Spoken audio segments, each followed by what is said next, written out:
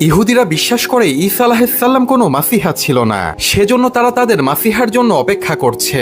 এবং দাজ্জাল যখন পৃথিবীতে আত্মপ্রকাশ করবে তখন তারা দাজ্জালকে মাসিহা হিসেবে মেনে নিবে এবং তারা দাজ্জালের অনুসরণ করবে।